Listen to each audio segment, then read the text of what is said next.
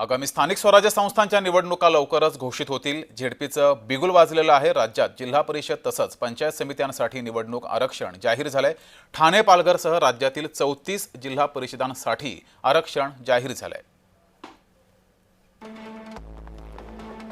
ठाण्यासाठी सर्वसाधारण महिला, पालघरसाठी अनुसूचित जमाती, रायगडसाठी सर्वसाधारण, रत्नागिरीसाठी ओबीसी महिला असं आरक्षण जाहीर झालंय। सिंधुदुर्गसाठी सर्वसाधारण, नाशिक सर्वसाधारण, धुळे ओबीसी महिला, नंदुरबार अनुसूचित जमाती, जळगाव सर्वसाधारण, अहिल्यानगर अनुसूचित जमाती, पुणे सर्वसाधारण, सातारा ओबीसी महिला, सांगली सर्वसाधारण महिला, सोलापूर ओबीसी, कोल्हापूर सर्वसाधारण महिला, छत्रपती संभाजीनगर सर्वसाधारण,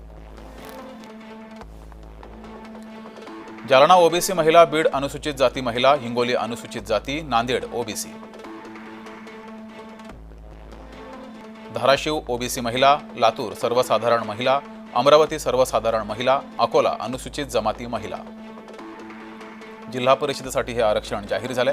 परभणी अनुसूचित जाती, वाशिम अनुसूचित जमाती महिला, बुलढाणा सर्वसाधारण, यवतमाळ सर्वसाधारण,